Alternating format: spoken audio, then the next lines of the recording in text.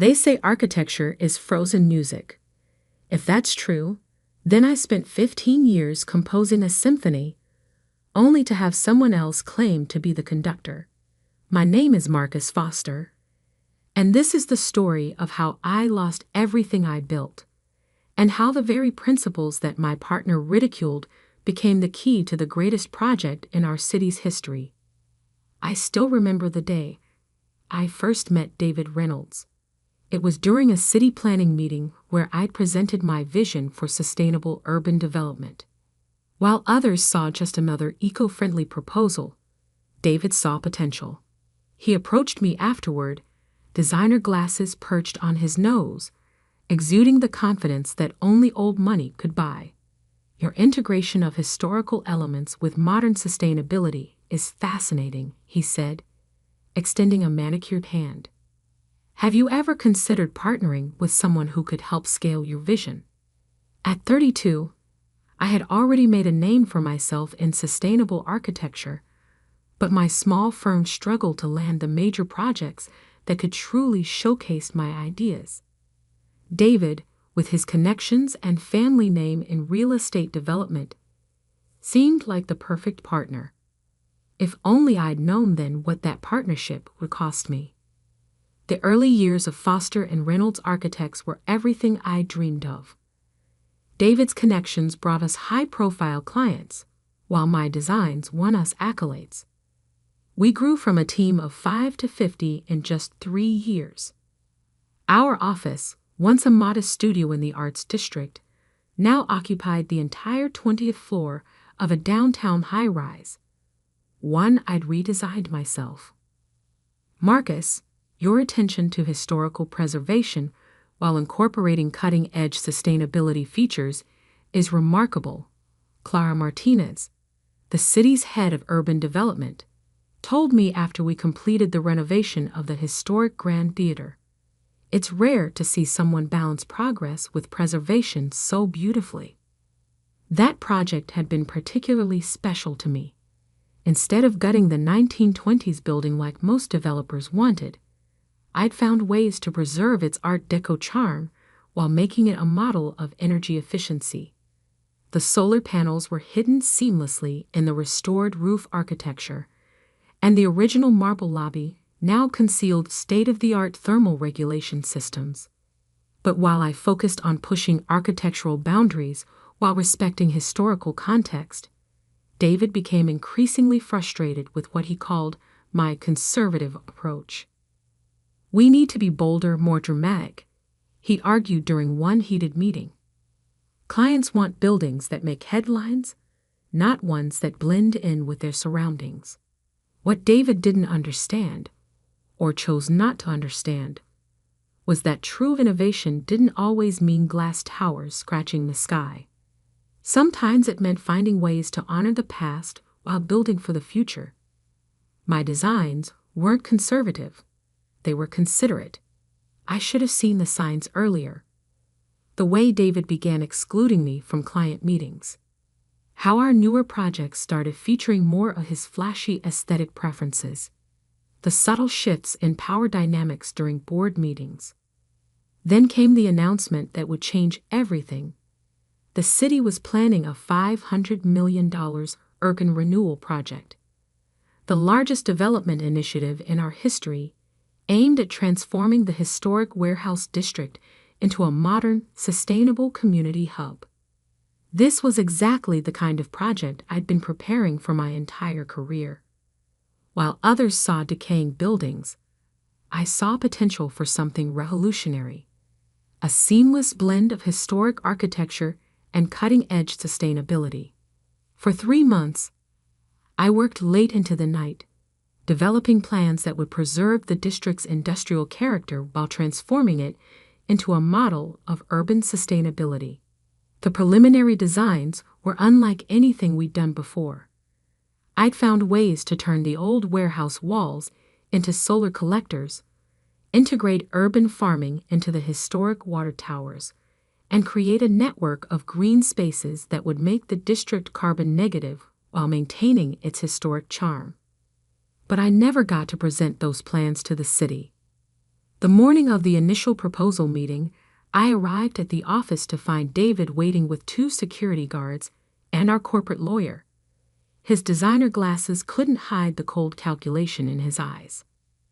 "Marcus," he said, his voice carrying across the empty office.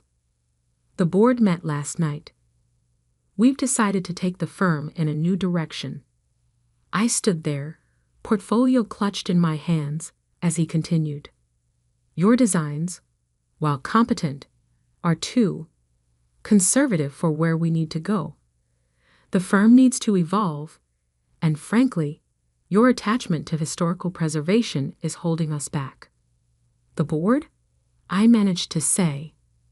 "I'm a founding partner. There couldn't have been a board meeting without me." David's smile was all teeth. "Actually, if you check Section 7 of our partnership agreement, the one you signed when we restructured last year, you'll find that your voting rights were adjusted. You're out, Marcus.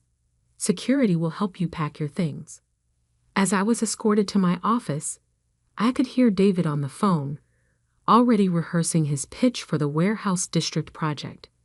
He thought he had won, thought he had stolen not just my firm, but my vision. What he didn't know was that I had seen this coming. Not the exact moment, perhaps, but I had sensed the shift in the wind. That's why the plans in my portfolio weren't the real ones.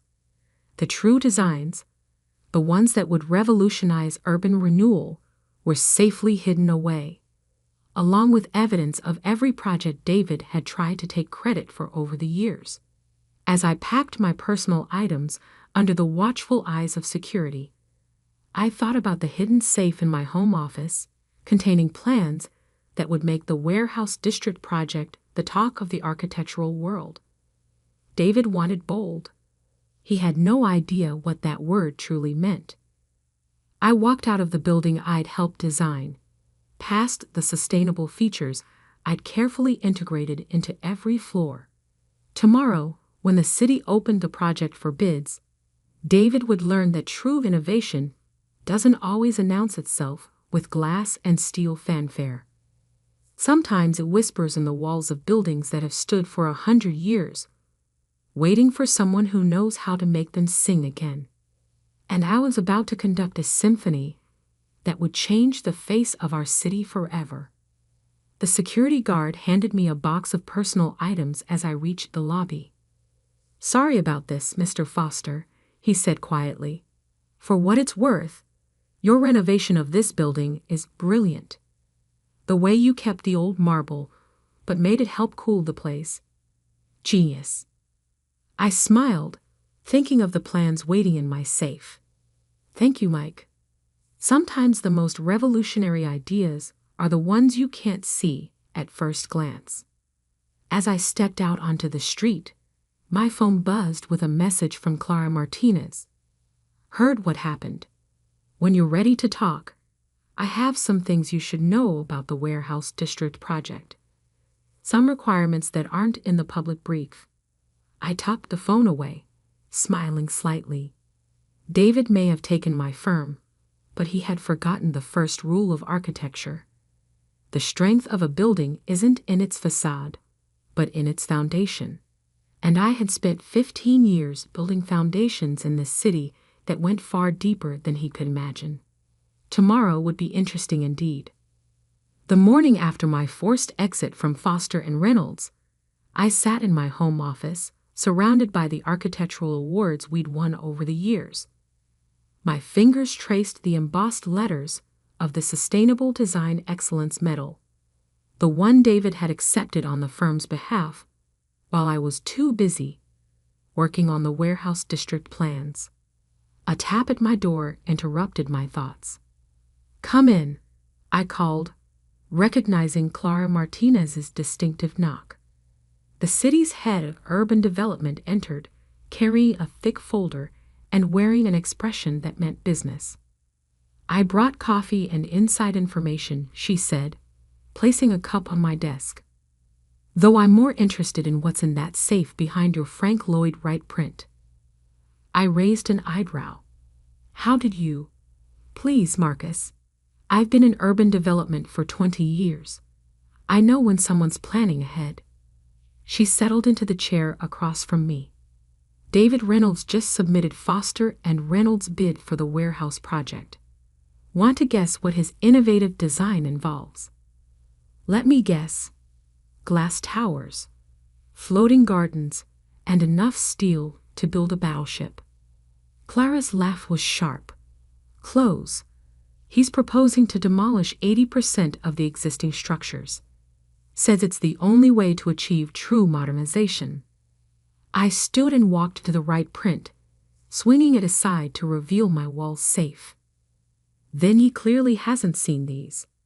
The plans I pulled out weren't just blueprints, they were a vision 15 years in the making. Every project I'd completed, every historical building I'd renovated, had been researched for this moment. I spread the drawings across my desk as Clara leaned forward, her eyes widening. Marcus, this is incredible. You found a way to preserve every historically significant building while exceeding the city's sustainability goals by 200%. I finished. Those old warehouses aren't obstacles to modernization. They're the key to it. I pulled out more documents, structural analyses, material studies, energy calculations. The brick walls of those warehouses, perfect thermal mass for passive heating and cooling. The old water towers, ideal for rainwater harvesting and vertical farming. The iron frameworks, ready-made support structures for solar arrays and wind energy systems. Clara studied the plans intently. This would cut construction costs by 40% compared to new construction. The Historical Preservation Committee would approve it instantly. But she hesitated. Foster and Reynolds owns your work. David will claim these are company property. I smiled, pulling out one final document. Check the dates on those drawings.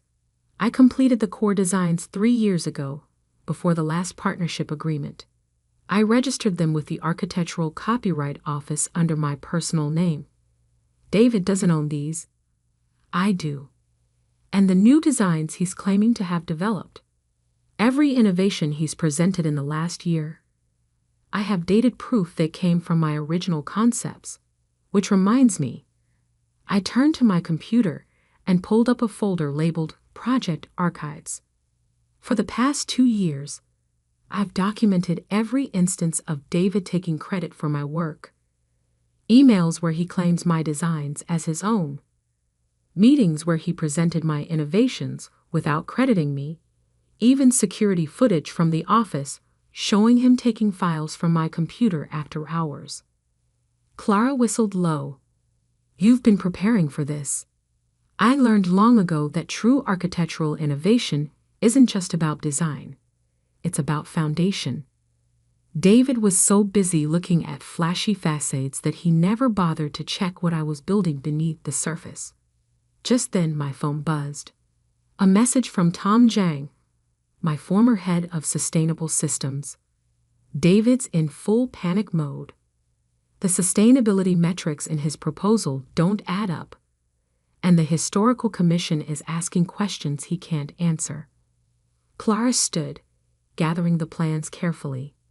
The city's hosting a public forum on the warehouse project next week. All qualified architects can present alternative proposals. She paused at the door.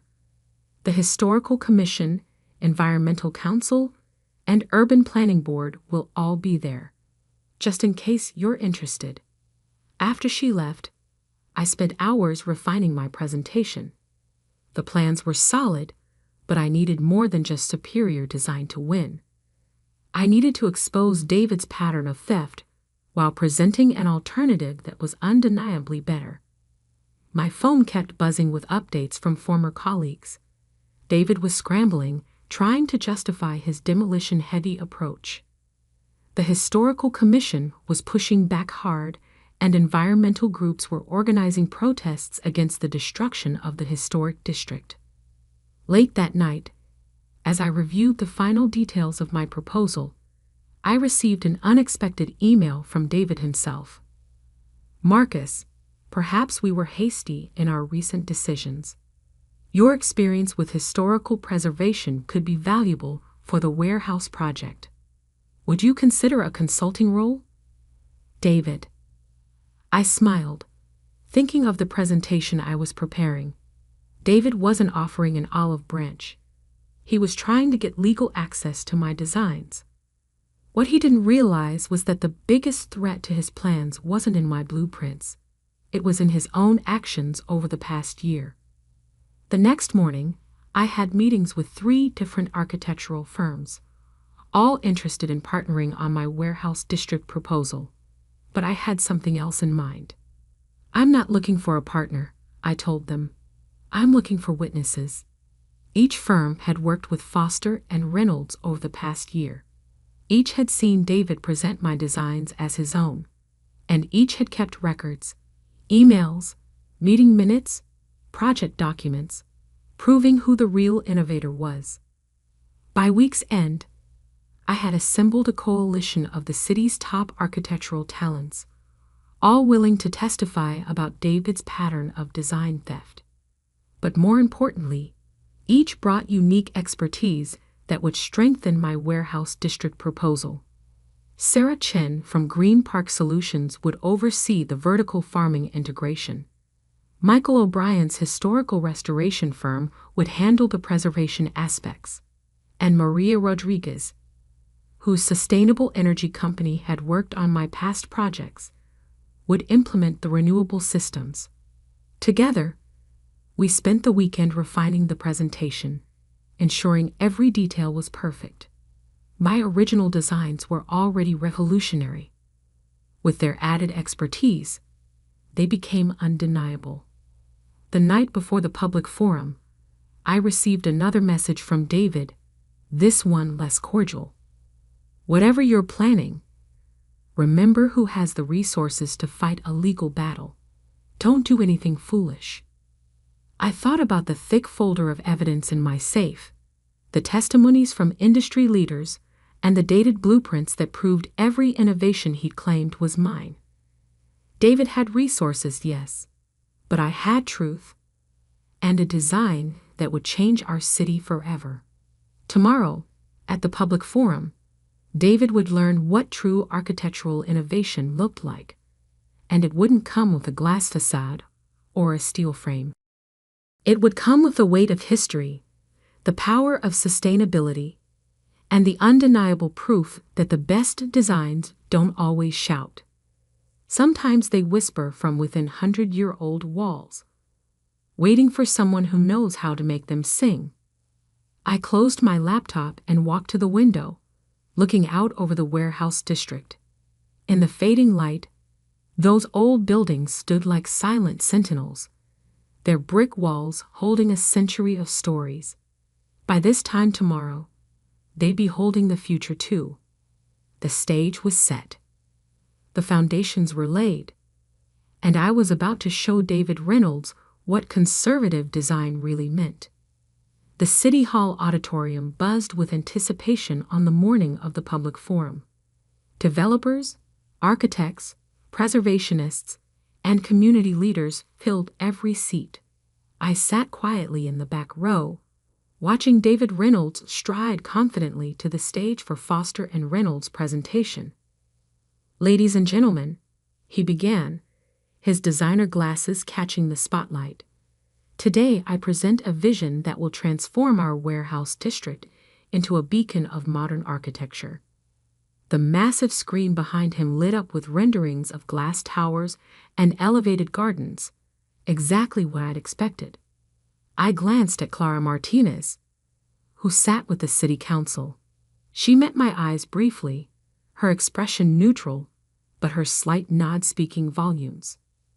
By removing these outdated structures, David continued, gesturing to photos of the historic warehouses, we make way for true innovation. Our design will. "Excuse me," an elderly woman in the front row interrupted. Rose Thompson, head of the Historical Society. Are you suggesting the complete demolition of buildings that have stood for over a century? David's smile tightened. Sometimes progress requires bold choices, Mrs. Thompson. These buildings, while charming, cannot meet modern sustainability requirements without. Actually, another voice cut in, those buildings have excellent thermal properties. Michael O'Brien, my historical restoration partner, stood up. Their brick construction and existing framework could be integral to any sustainability solution. I watched David's confidence waver slightly as more experts in the audience began questioning his assumptions. The sustainability metrics in his proposal didn't add up. The construction costs seemed unnecessarily inflated. The energy efficiency projections appeared overly optimistic. Perhaps, David said, his voice strained, some elements could be preserved. We have consulted experts. Like your former partner? Someone called out. The one who actually designed your last 3 innovative projects. The murmurs in the room grew louder. I could see David scanning the audience, finally spotting me in the back. His eyes narrowed. Marcus Foster's contributions to the firm were appreciated, he said carefully. But the innovations you're referring to were team efforts, developed under my leadership. That's not what the Copyright Office records show. Clara Martinez's voice cut through the chaos. She stood, holding up a folder. We've received some interesting documentation regarding the true authorship of Foster and Reynolds' recent designs. David's facade cracked. Those documents are company property. This is corporate espionage. Actually, I said, standing slowly, they're my personal work, registered before our last partnership agreement, just like the real warehouse district plans. The room fell silent as I walked toward the stage. David's face had lost its practiced charm, replaced by barely contained panic. What real plans? The city council chairman asked. I pulled out a USB drive. May I? David tried to block my path to the podium. This is irregular. Foster and Reynolds has the floor. Mr. Foster is a qualified architect with a registered proposal, Clara interjected. According to forum rules, he has the right to present. As I connected my drive to the presentation system, I smiled at David. You always said I was too conservative, too focused on preservation.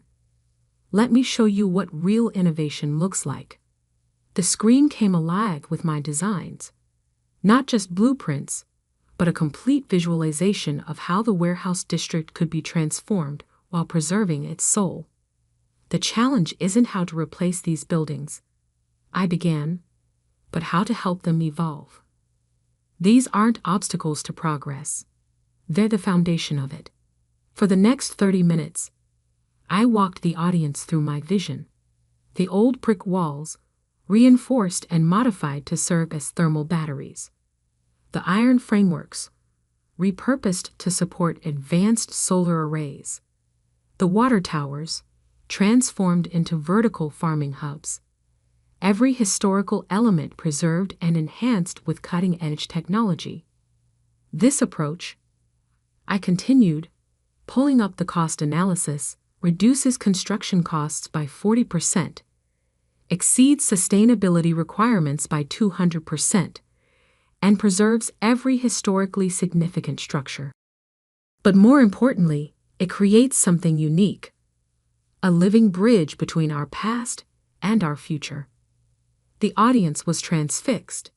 Even David had stopped trying to interrupt, staring at the projections with a mix of rage and realization. Of course, I added, some might wonder why these innovations weren't included in Foster and Reynolds' proposal, especially since similar concepts appeared in their recent projects. I clicked to the next slide, showing side-by-side comparisons of my original designs and David's claimed innovations.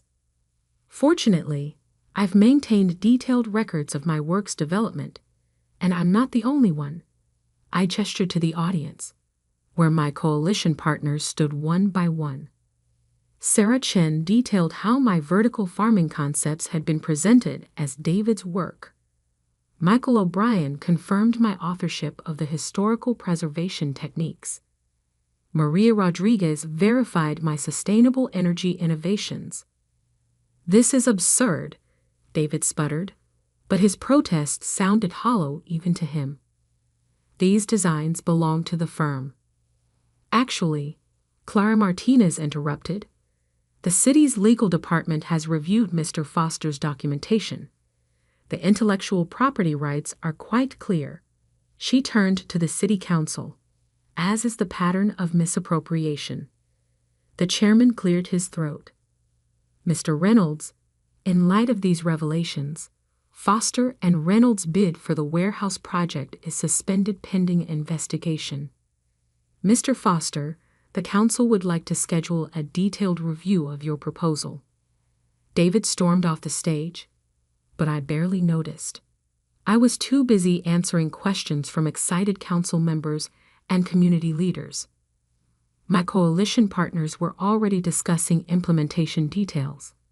The Historical Society representatives were practically crying with joy. Hours later, as the auditorium emptied, Clara approached me. "Congratulations, though I suspect you knew how this would play out." I smiled, watching the sun set through the building's historic windows. In architecture, like in life, the strongest structures are the ones built on truth. David never understood that. Over the next year, the warehouse district transformation became a model for sustainable urban renewal worldwide. The project won numerous awards, but more importantly, it proved that progress doesn't have to erase history. Foster Sustainable Design, my new firm, quickly became known for innovative preservation projects. David Reynolds resigned from the company he tried to steal, his reputation in shambles after multiple clients came forward with similar stories of theft and deception. The old Foster and Reynolds building was eventually sold. The new owners hired my firm to redesign it. A delicious irony. We preserved its historical elements while making it one of the most sustainable structures in the city. Sometimes, late at night, I walk through the warehouse district, now a vibrant community hub. The old buildings stand proud, their brick walls housing cutting-edge technology, their historic character enhanced rather than erased. Solar arrays gleam on restored iron frameworks, and the transformed water towers burst with vertical gardens. It's a symphony of old and new, proof that true innovation doesn't always mean tearing down the past.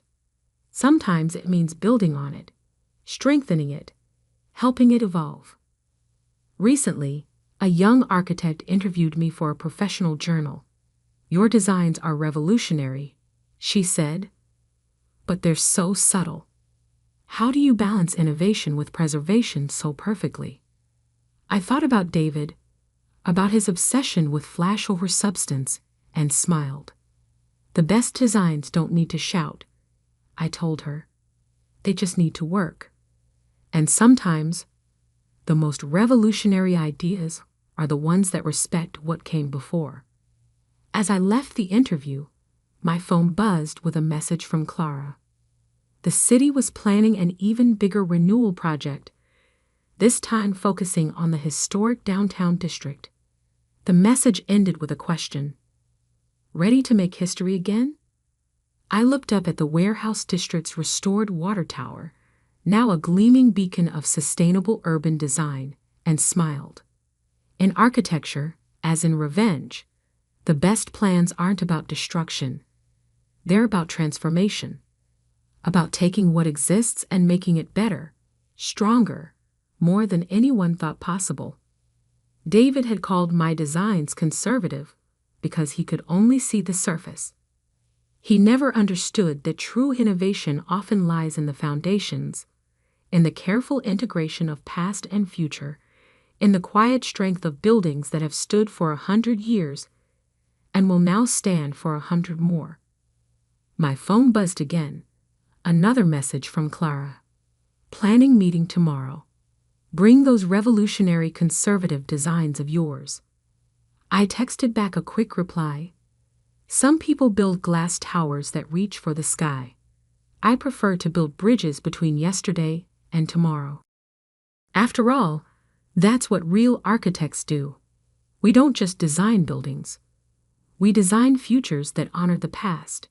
And sometimes, if we're very careful and very lucky, we get to prove that the best way to move forward isn't always to tear everything down.